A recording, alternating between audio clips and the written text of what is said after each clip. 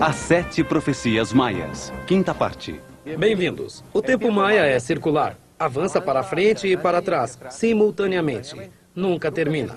É formado por círculos que sempre existiram e que continuarão existindo eternamente. É o respirar de Hunabku, o respirar de Deus. Nós também temos esses ciclos internamente, para permitir a transformação de nossa mente e a evolução de nossa civilização no sentido da harmonia. Neste programa, veremos alguns sistemas humanos que irão se transformar para passar do medo ao amor e os sentidos que desenvolveremos nesta transição. A primeira profecia maia mostra o universo como um processo de ciclos eternos com escalas diferentes, em nível galáctico, com ciclos de 26 mil anos, e em nível pessoal, com vidas de 70 anos, que são vividas inscritas nesses ciclos maiores. A primeira profecia anuncia o final do presente ciclo. A partir de 1999 até 2012, cada homem estará no Salão dos Espelhos para encontrar em seu próprio interior sua natureza multidimensional, seu corpo de luz. Diz que nosso Sol gira ao redor de Alcyon, o Sol central das Pleiades, e que os dois sistemas giram ao redor do coração e da mente de Hunabku, no centro da galáxia, em um giro que dura 200 milhões de anos. Os maias, com a primeira profecia, querem abrir a mente do ser humano para a galáxia. Deixam codificada em seu calendário a data-chave para a transformação definitiva, o sábado, 22 de dezembro do ano 2012. Os maias não falam do fim do mundo. Além disso, especificamente, eles dizem que tudo se transforma. Que só o que permanece é o espírito em sua viagem de evolução para níveis superiores. A segunda profecia diz que as respostas a tudo estão no interior do ser humano, que seu comportamento determina seu futuro. Afirma que a humanidade se encontra em um momento de transição fundamental, no sentido de uma nova maneira de perceber o universo. Diz que a Terra e o Sistema Solar estão recebendo um feixe de luz, energia e informação desde o centro da galáxia. Que isso está provocando um aumento na vibração do planeta e nas ondas cerebrais, e que as células do ser humano estão ficando em ressonância, em equilíbrio com a nova frequência, ocasionando enormes mudanças em seu comportamento. A segunda profecia mostra 2 caminhos. Um de compreensão e tolerância, o outro de medo e destruição. Em ambos, aprendemos as lições necessárias para a evolução da consciência. Somos nós que devemos decidir qual dos 2 caminhos iremos seguir. São o céu e o inferno, manifestados simultaneamente. Ela nos diz que a humanidade se dirige no sentido de uma nova época de luz e harmonia, que para chegar a ela, devemos enfrentar nossos grandes medos e aceitar viver as situações difíceis para aprender com elas.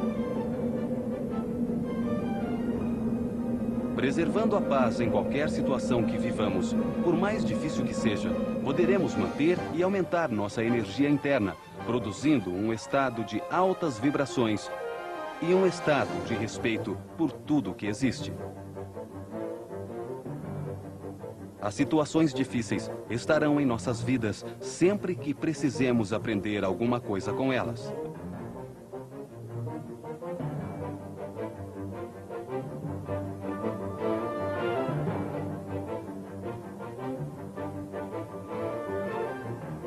A terceira profecia nos diz que devemos tomar a consciência de nossa influência no planeta para não continuarmos errando, provocando sua destruição, como tem acontecido ao longo da história. Ela nos diz que os processos de industrialização sem sentido ecológico têm provocado com seus resíduos um aumento geral na temperatura do planeta. Que isso será acentuado com o aumento na atividade do Sol, causado pela energia que se recebe desde o centro da galáxia, ocasionando grandes mudanças no clima e nos ventos. Serão redemoinhos de energia que limparão a superfície da Terra, representando a manifestação do inconformismo de nosso planeta e das energias elementares contidas em seu interior.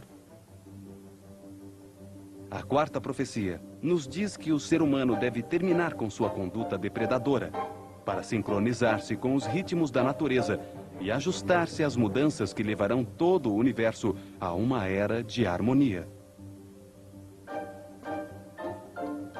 Os maias nos dizem que as mudanças no clima produzirão o derretimento dos polos, permitindo assim que a Terra se limpe e floresça novamente, produzindo grandes mudanças na composição física dos continentes onde vivemos. Todas as profecias procuram uma mudança na mente do ser humano, pois o universo está gerando todos esses processos para que a humanidade se expanda pela galáxia, compreendendo sua integridade fundamental com tudo que existe. A quinta profecia diz que todos os sistemas baseados no medo, sobre os quais está fundamentada a nossa civilização, se transformarão simultaneamente com o planeta e com o ser humano, para dar lugar a uma nova realidade de harmonia. O ser humano está convencido de que o universo existe só para ele, que a humanidade é a única expressão de vida inteligente e, por isso, age como um depredador de tudo que existe. Os sistemas falharão para que o ser humano enfrente-se a si mesmo, para que ele veja a necessidade de reorganizar a sociedade e continuar no caminho da evolução, que nos levará a entender a criação. Examinemos o sistema econômico que regulamenta, quantifica e põe um preço nas relações no planeta. A economia do ser humano contemporâneo está orientada por princípios de agressão e defesa e é incompatível com um universo em harmonia. Os Estados Unidos basearam sua economia na força militar, com um crescimento central planificado que deu como resultado grande parte dos dispositivos tecnológicos que agora utilizamos. A propulsão a jato para o transporte aéreo, rede viária para o transporte veicular, os sistemas de computação e armazenamento de dados e comunicações, a biologia molecular e os sistemas nucleares de produção de energia, entre outros. Parece ser uma economia livre e sem planificação central, devido à concorrência de bens e serviços no mercado e à distribuição de artigos de consumo baseados na tecnologia. A antiga União Soviética, que também havia centrado sua economia em seu enorme poderio militar, assim como os Estados Unidos, tinha um grande problema. O poder político de um indivíduo dentro do sistema era enorme, comparado com o seu nível de riqueza. Os oficiais tinham grandes recursos enquanto estavam no poder. Mas, quando davam baixa, seu nível de vida se deteriorava significativamente. Para evitar essa ruptura econômica, os altos funcionários se corrompiam. Tudo isso gerou graves problemas para o governo em seu próprio seio, fragmentando a União Soviética em muitas nações independentes e transformando todo o seu sistema em um caos.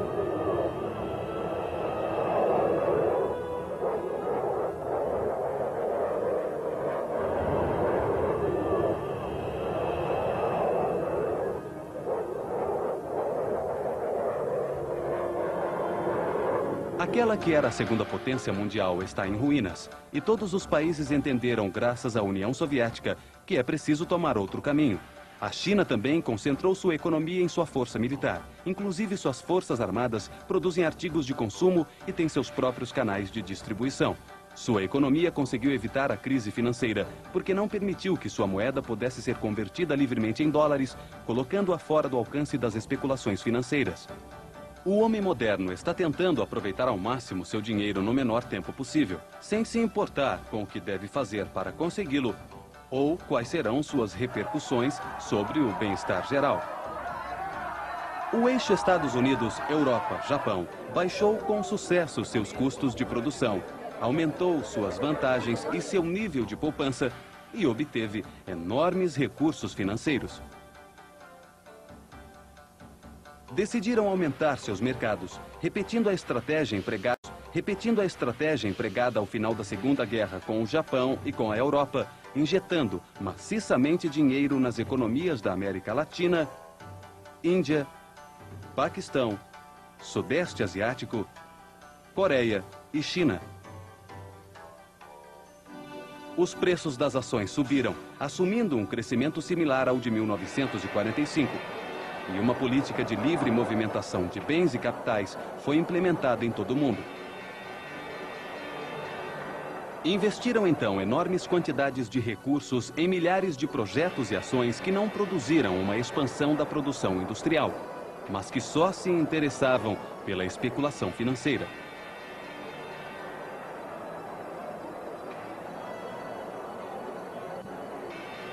Neste momento, praticamente todas as economias do mundo estão em crise e foi desencadeada uma onda especulativa em todas as partes.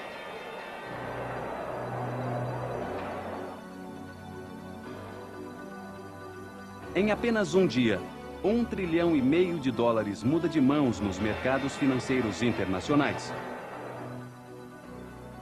15% de queda nos mercados fazem desaparecer uma riqueza equivalente à produção anual de todas as fábricas dos Estados Unidos.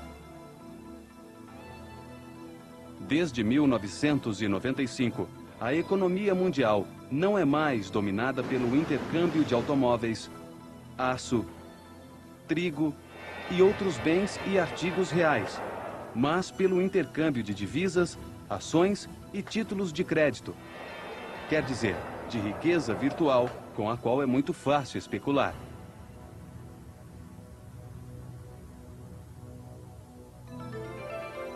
Há mais dinheiro do que nunca circulando entre os diferentes países, em busca da maior vantagem no menor tempo. Os mercados de capital estão sendo aglutinados em um único mercado global. A especulação financeira alterou todos os índices. A riqueza passou a ser virtual. Já não se investe para gerar indústria e bem-estar. A única coisa que importa são os resultados trimestrais.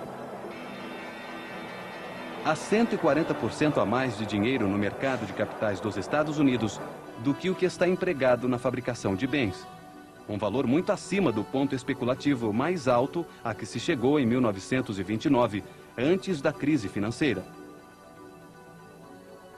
O índice industrial Dow Jones aumentou 4 vezes desde 1990. Hoje está acima dos 11.000 pontos. Antes levava 72 anos para aumentar 15% a média dos lucros. Para recuperar seu equilíbrio, deveria baixar 5.300 pontos, uma queda de 50%. O New York Times informou que nos anos 90, a dívida privada, particularmente a dos consumidores, aumentou a níveis nunca vistos e a renda anual aumentou em apenas $1.200, passando de 35.745 em 1973 para 37.000 em 1990.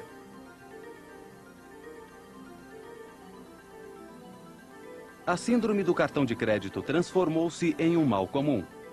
O ser humano assume uma dívida superior ao que ganha, pondo sua economia pessoal na corda bamba. E isso se reflete em todos os níveis.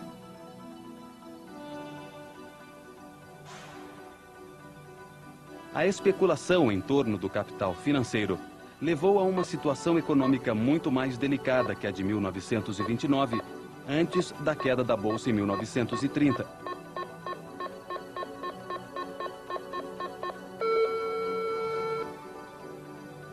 Quase todas as economias do mundo estão com problemas.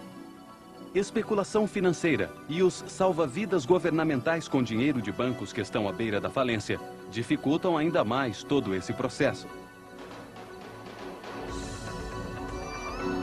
A quinta profecia maia diz que o dinheiro deixará de ser usado como meio de intercâmbio, e os sintomas que surgem desde diferentes partes do mundo parecem confirmar essa profecia. Ao longo de 1999, cientistas de todos os países suspeitaram que a delicada situação econômica poderia agravar-se com o problema dos computadores, conhecido como o bug do milênio. Diferentes órgãos governamentais e empresas de todas as partes investiram milhões de dólares em programas de software e técnicos que foram capazes de evitar que o caos informático terminasse por fazer desmoronar o sistema econômico e financeiro mundial. O pânico surgiu quando os especialistas perceberam que o processamento de datas através dos computadores era feito com a utilização de anos de 2 dígitos, ao invés dos 4 dígitos reais. Os cartões perfurados dos anos 50 e 60 tinham grandes limitações quanto à quantidade de informação que podiam administrar. Por isso, dataram a informação com apenas 2 dígitos. Essa deficiência, por defeito, foi sendo passada aos novos sistemas operacionais e computadores, sem ser corrigida. Um subprograma antepunha automaticamente ao ano de 2 dígitos o número 19, para que as pessoas vissem um ano de 4 dígitos, embora na realidade o computador estivesse processando 2 dígitos. A transição de 1999 para 2000 faria com que os computadores, cujo problema não tivesse sido corrigido, voltassem para o ano de 1900. E todos os dados armazenados em seus arquivos passariam a ser posteriores à data em que se encontraria o computador, e todas as operações dariam resultados errados. Apesar das previsões, a rede informática sobreviveu ao bug do milênio. Aparentemente, o novo ano havia começado sem problemas, mas em poucos meses, um novo fato ameaçou pôr em xeque todo. Ao longo de 1999, cientistas de todos os países suspeitaram que a delicada situação econômica poderia agravar-se com o problema dos computadores, conhecido como o bug do milênio. Diferentes órgãos governamentais e empresas de todas as partes investiram milhões de dólares em programas de software e técnicos que foram capazes de evitar que o caos informático terminasse por fazer desmoronar o sistema econômico e financeiro mundial. O pânico surgiu quando os especialistas perceberam que o processamento de datas através dos computadores era feito com a utilização de anos de 2 dígitos, ao invés dos 4 dígitos reais.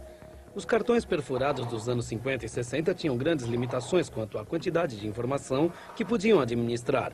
Por isso, dataram a informação com apenas 2 dígitos.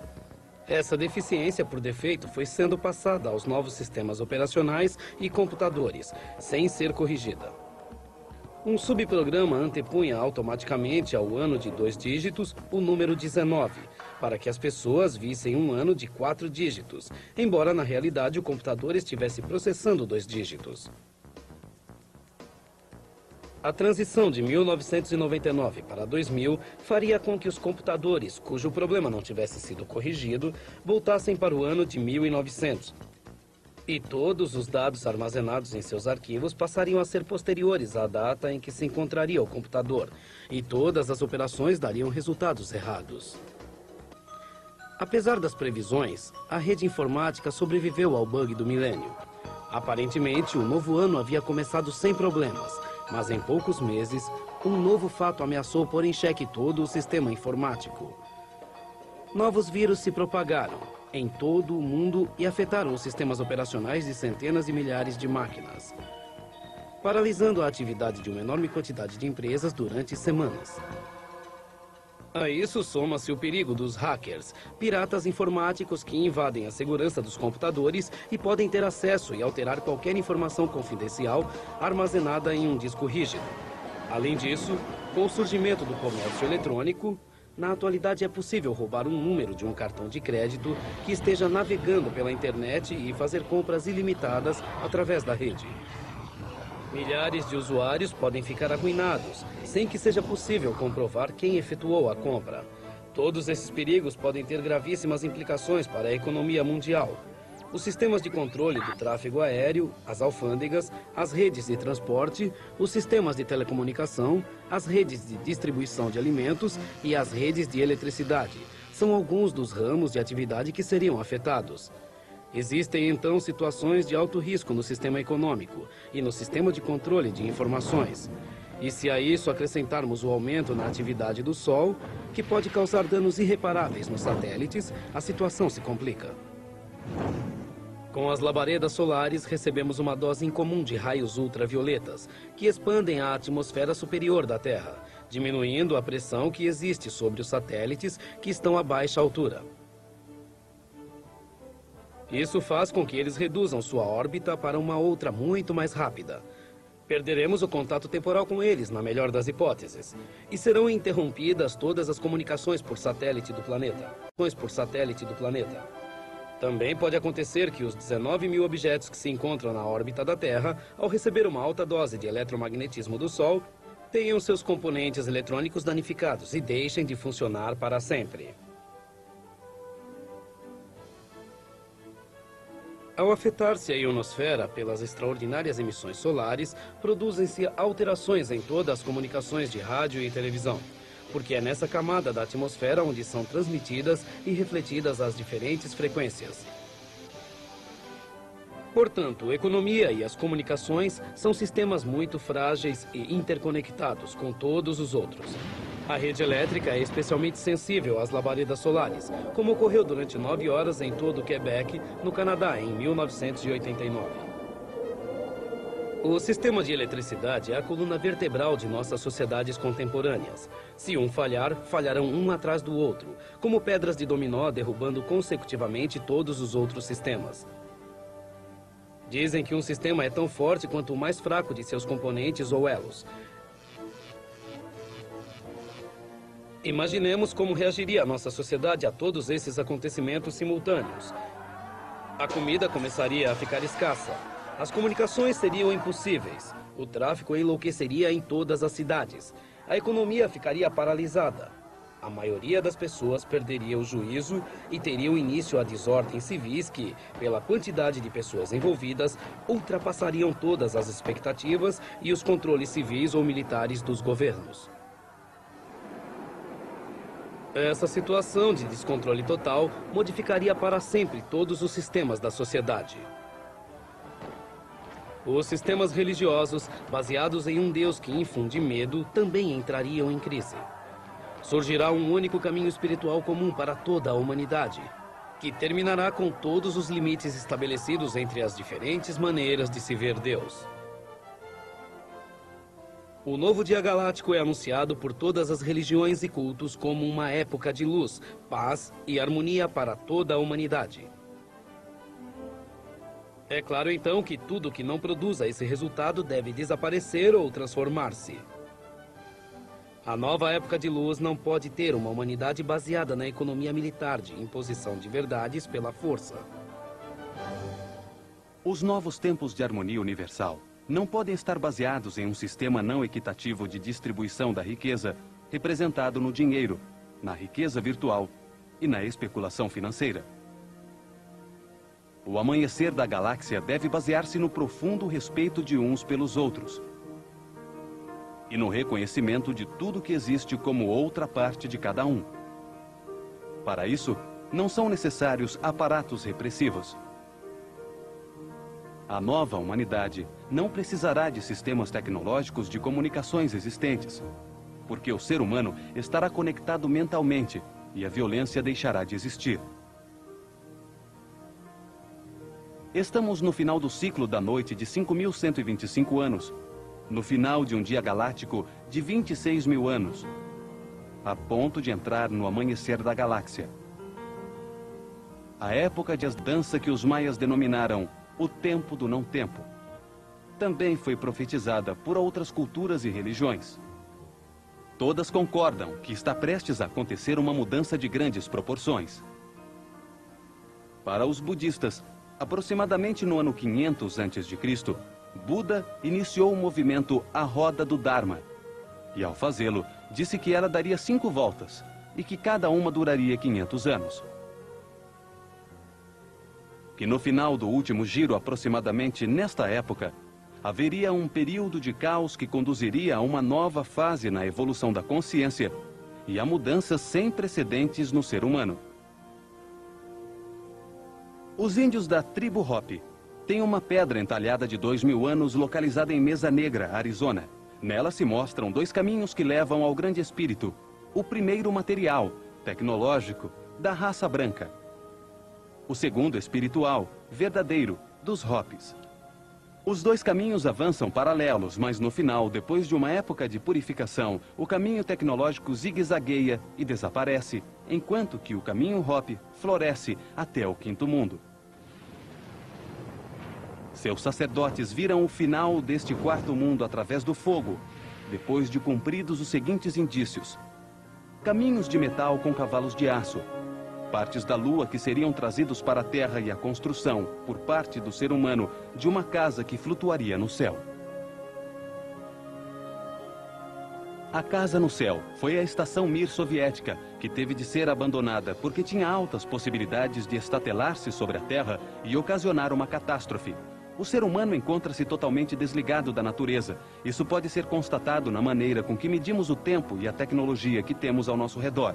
Ondas de rádio, micro-ondas, telefones, televisão e todo tipo de frequências eletromagnéticas estão nos isolando da vibração fundamental da Terra. E os acontecimentos estranhos são cada vez mais frequentes em nosso planeta. Outro dos fenômenos estranhos que surgiram ultimamente é o aparecimento na Inglaterra e em outras partes do mundo de mais de 3.000 formas geométricas espontâneas que se formam nos campos cultivados. A respeito dessas formas geométricas, apareceu na televisão há alguns anos, em um programa, dois ingleses, chamados Doug e Dave, que afirmaram que eles o haviam feito para chamar a atenção de todo o mundo. Essa informação fez com que não fosse levado a sério o aparecimento dessas formas geométricas. No entanto, elas continuaram aparecendo cada vez mais intensamente. Desde abril de 1999, o fenômeno parece ter disparado. E agora aparece em 3 ou 4 locais em diferentes países, simultaneamente a cada noite. Inclusive dentro de áreas militares restritas, onde ninguém pode entrar à vontade. Existem organizações dedicadas exclusivamente à investigação dos fenômenos, com páginas na internet dedicadas à sua divulgação. Além disso, o curioso é que em diferentes lugares onde as formas geométricas apareceram no ano passado, agora voltam a aparecer exatamente iguais, mas com a imagem negativa. Isto é, onde antes as plantas estavam inclinadas, agora crescem eretas e vice-versa. Estudos científicos descobriram que todas as espigas ou plantas que formavam o desenho não morrem. Pelo contrário, produzem até 40% a mais que as não inclinadas. Outra coisa bastante curiosa é que aparecem ao redor de locais sagrados e significativos, como Stonehenge, Glastonbury e Avebury. Porém, o que mais chama a atenção é que as formas geométricas têm medidas que se ajustam exatamente às proporções que se encontram nos intervalos perfeitos da escala maior musical, a música das esferas. É bastante improvável que a proporção diatônica seja obtida por casualidade. É possível que a natureza esteja se manifestando de formas incompreensíveis para nós. Definitivamente alguma coisa está acontecendo. A transformação do mundo começa com uma mudança da mentalidade de cada um de nós, tomando consciência do que acontece ao redor e em nosso próprio interior. Só assim essa mudança será possível. Os donos do... O jogo da bola se chamava em maia Pok-Tapok, pelos sons que a bola produzia em seu rebote pelas paredes do campo. O campo de jogo era um templo onde se realizava uma atividade sagrada para pedir a aparição da chuva. Ali eram seguidos os movimentos do sol, representado por uma bola de borracha. A borracha, um látex ou seiva leitosa extraída da Oukoaitlo, ou árvore do oleado, ao secar em alguns recipientes circulares feitos com a casca da abóbora, os ricali formavam a bola. A borracha era um material sagrado para os maias. Representava o sangue da natureza, por sua elasticidade e seu movimento palpitante. Com ela, eles também untavam papéis que queimavam como oferenda às diferentes essências. A chuva, ao vento, a Mãe Terra e, sobretudo, a Kinik Ahau, o sol que nos dá a vida. No jogo, se pedia pela frutificação da natureza, que só podia acontecer com a chuva que trazia Shag, a essência da chuva. A superfície do jogo tinha forma de H, e em seu centro havia 2 muros em forma de talude, onde a bola rebatia e voltava para os jogadores no centro e nas extremidades do campo. Em Chichén Itzá, o campo de jogo de bola era cerimonial. Por isso, seu tamanho é gigantesco. Mede 170 metros por 35. E era orientado também em posição 17 graus no noroeste, como a pirâmide Kukulcã. No centro dos muros laterais, há alguns baixo-relevos em pedra. São 13 personagens em pé. Representam os 13 movimentos diários que o Sol realiza desde que nasce até quando se esconde. No centro, há um personagem sem cabeça, e de seu pescoço saem 7 cascavéis. Isso simbolizava o momento em que mais fortemente se recebe a energia do Sol, ao meio-dia, nos 7 pontos que ligam o ser humano com o céu. Os chakras.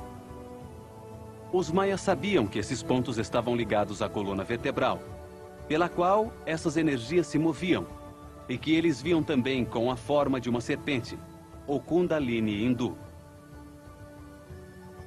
Nesses pontos encontram-se os sistemas glandulares que transformam as energias sutis do universo nas substâncias que os órgãos do corpo necessitam para funcionar adequadamente. O personagem também tem um ramo de flores e frutos, que representam a vida e a fertilidade obtidas do Sol. Em sua mão esquerda, ele leva sua própria cabeça, representando assim o domínio da mente e do ego. Uma passagem necessária para se transcender. Chegaram a dizer, por esse baixo relevo, que os maias cortavam as cabeças dos jogadores que perdiam. Nada mais infundado em uma civilização baseada no amor. Algumas pessoas simplesmente não entenderam o seu significado real. O mesmo acontece com outros baixo-relevos que mostram um homem com o braço levantado, com um coração na mão, dirigindo-se a Hunab Ku. Essas imagens devem ser interpretadas como símbolos, como parábolas, como uma representação de sua relação com Deus. Não é por acaso o coração de Jesus um símbolo similar? Poderia uma civilização futura conjecturar por essa imagem mal compreendida que os católicos arrancavam o coração, o envolviam em espinhos e depois ateavam fogo nele em missas de sacrifício? O campo de jogo de bola em Chichén Itzá era um gigantesco templo, onde se realizavam cerimônias para seguir e confirmar os movimentos do Sol contra suas paredes laterais. Todas as cidades maias também tinham seu campo de jogo de bola, mas seu tamanho era mais próximo ao de uma quadra de basquete, com a escala adequada para 6 a 8 jogadores. Os adversários tinham um cinto de couro de cervo, ou maxtle, para proteger os quadris. Também usavam luvas de couro e protetores no antebraço e no joelho esquerdo. A bola era posta em movimento com uma saída similar à do vôlei atual. E os jogadores contrários podiam devolvê-la com os quadris, com as coxas e com os antebraços. O objetivo do jogo era manter a bola em movimento permanente, enquanto se marcavam pontos contra a outra equipe. Ganhava-se um ponto quando a bola ultrapassava a quadra em um dos extremos do campo contrário. Ganhava-se o jogo quando a bola era encestada em um aro de pedra ou madeira que existia em ambos os lados do espaço central. O aro representava a abertura na terra, que servia ao Sol para descender ao chamado inframundo e ressurgir dele.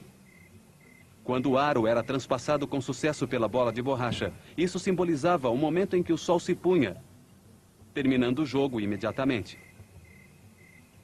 Nesse momento, os espectadores que torciam pela equipe contrária deviam entregar suas mantas de algodão aos espectadores que torciam pelos vencedores. Realizava-se então uma grande festa que durava vários dias.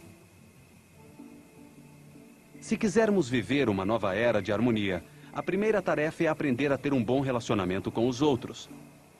Sentir e reconhecer a cada dia os ciclos da natureza, do Sol e da Lua. abrir a mente para a nova informação e para a galáxia.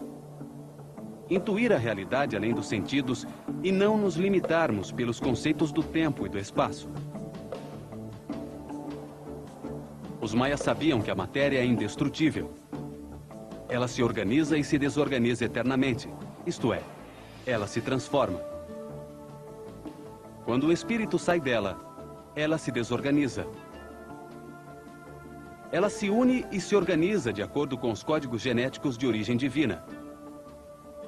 Quando o espírito que a anima entra na matéria. Para os maias, o corpo físico, a matéria, ou Idiu-Liu, é só uma massa de energia densificada, matéria indestrutível, eterna, que só muda permanentemente. O corpo só se organiza graças ao que nós chamamos agora de DNA, ou ácido desoxirribonucleico, que eles viam como uma informação codificada originada em Hunabku, em Deus. Chamavam de Ol, o ego, a personalidade que se dissolve depois de cada reencarnação. Para eles, Ol é a consciência temporal do ser humano, o eu. Existe desde que o ser nasce até sua morte. É o resultado das convicções acumuladas pelas experiências da vida, que se arquivam na mente. É o que define o comportamento das pessoas, suas emoções e seus sofrimentos. Eles viam essa consciência na mente e a localizavam na parte superior do crânio, que na língua maia chamava-se Buknoniu Buklen. Significa manto grande e luminoso. É onde reside a inteligência, a destreza, a habilidade, a capacidade, a lucidez. É de onde sai a luz e a pessoa se veste de resplendor. Ali eram armazenadas as convicções, a cultura, as tradições e os costumes que determinam a estrutura social e o comportamento de todos os seres humanos. Sua capacidade de aprendizagem é diferente para todos os seres humanos, já que depende de sua potencialidade genética, da herança de seus antepassados e dos efeitos de seu trajeto para outras vidas, de seu karma. Entende-se karma como o destino traçado pelas experiências que o ser humano deve viver para completar seu aprendizado nesta vida. É a parte difícil do que vivemos. Eles acreditavam que o Ol, o ego, ou a mente, estavam em uma dimensão mais acima da terceira dimensão, onde se encontra nosso corpo físico. Para os maias, a matéria se organiza, se tece no tempo graças à informação divina, para conter em seu interior o ser humano, cujo propósito é servir de veículo de evolução para o espírito.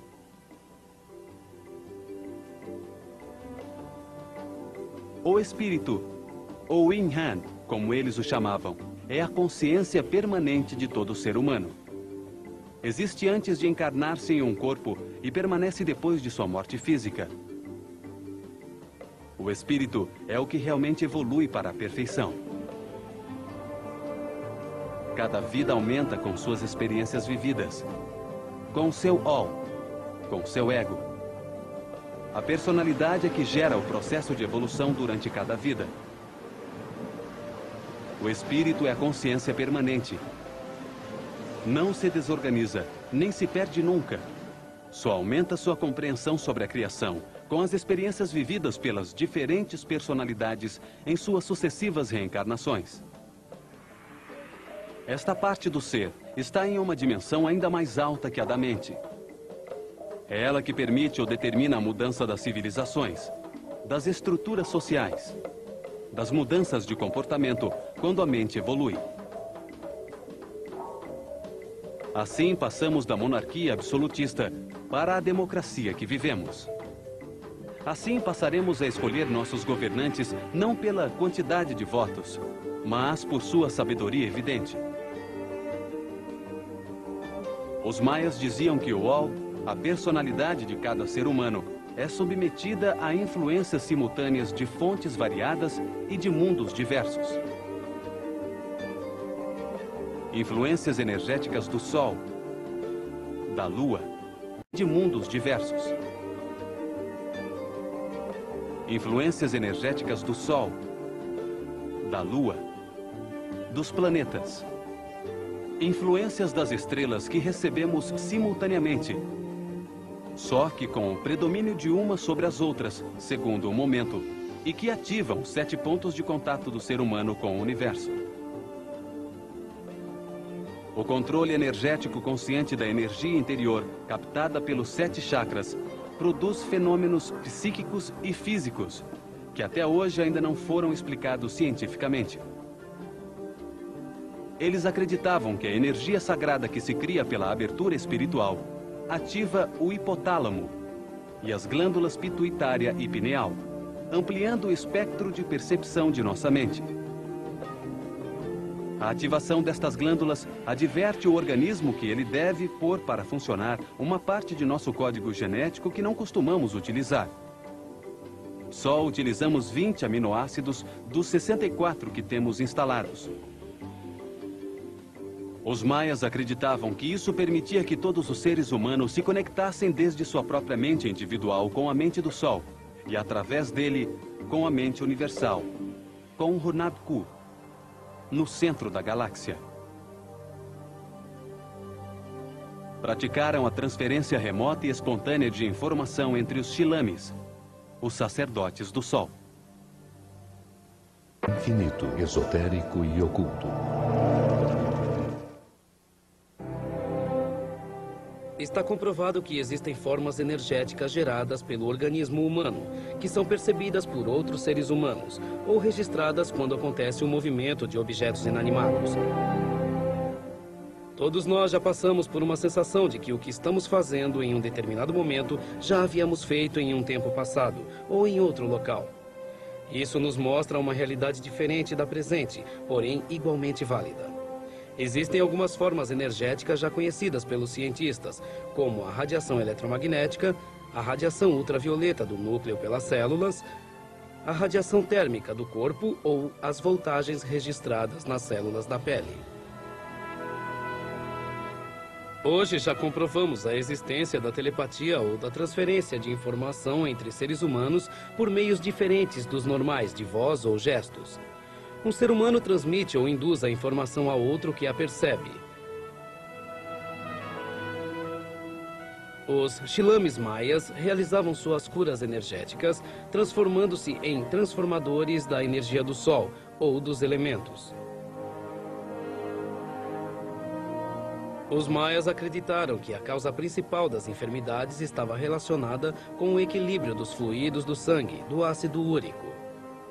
Acreditavam que as substâncias tóxicas deste ácido sofriam a influência da Lua. Descobriram que sua eliminação segue os ritmos das fases da Lua. Na Lua nova, o sangue tem muito pouco ácido úrico. Na Lua cheia, ele tende a cristalizar-se e envenena o sangue. Eles utilizavam a influência magnética da Lua para curar. Durante a lua crescente, retiravam a seiva de sua árvore sagrada, que eles chamavam de Ziman Shen, e com ela faziam tábuas. O momento do corte era muito importante para que a seiva estivesse limpa e pura, pois eles sabiam que ela conduzia forças positivas e negativas de características eletromagnéticas. Deixavam a tábua sobre a terra, na direção norte-sul, exposta à luz durante um mês lunar, magnetizando-a. Sobre ela deitava o paciente. Quando queriam tirar fluidos tóxicos do organismo, colocavam sua cabeça na direção sul. Quando queriam atrair as energias para o interior do corpo, colocavam a cabeça na direção norte.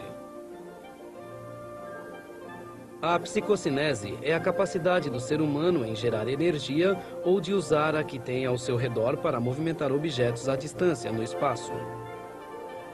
Já foram comprovados efeitos de flexão e fratura na matéria à distância, como os realizados por Uri Geller e Sekiguchi Jun. A porta para nos transformarmos em seres multidimensionais já está aberta. Jesus foi um dos que a utilizou e nos deixou uma mensagem na qual ele disse que nós faríamos proezas iguais ou maiores que as que ele havia realizado. O Códice dos Chilamês, um dos quais foi Shumael, fala sobre a clarividência ou conhecimento remoto de acontecimentos de nossa época, de fenômenos ou eventos de tempos futuros, como a previsão da chegada de Cortés.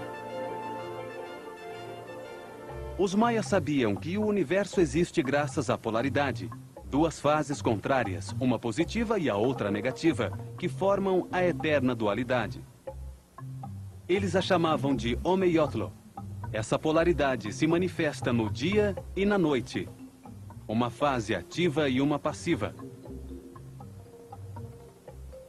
Eles chamavam de Riá, a fase positiva, a claridade do sol, a atividade, o masculino, o verão, o céu, o calor.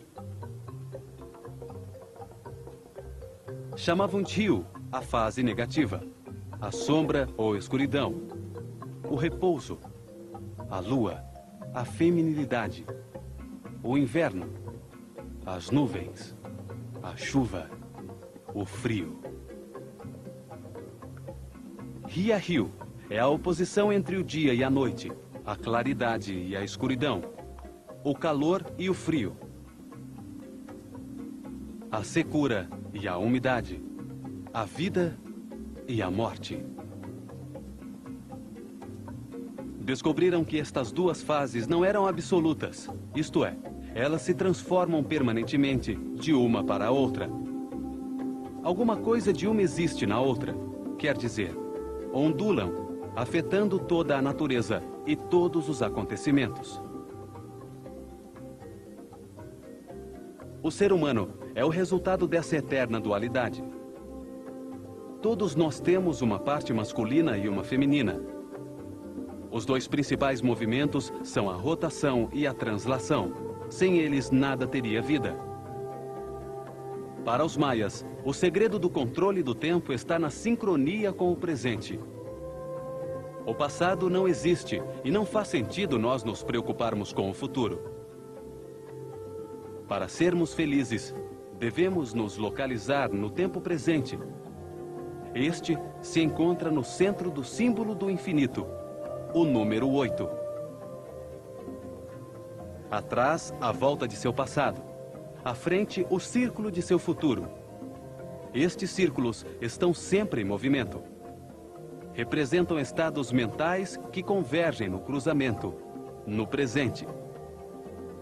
Na maior parte do tempo, não estamos sincronizados com o presente, mas preocupados com o futuro, ou sentindo saudade, ou evocando o passado, tempos que realmente não existem. Em nosso próximo programa, veremos a sexta profecia. Ela fala sobre a transição final deste ciclo para o seguinte, sobre o amanhecer da galáxia. Prediz o aparecimento de um cometa que trará grandes mudanças físicas em nosso planeta. Acompanhe-nos em nosso próximo encontro.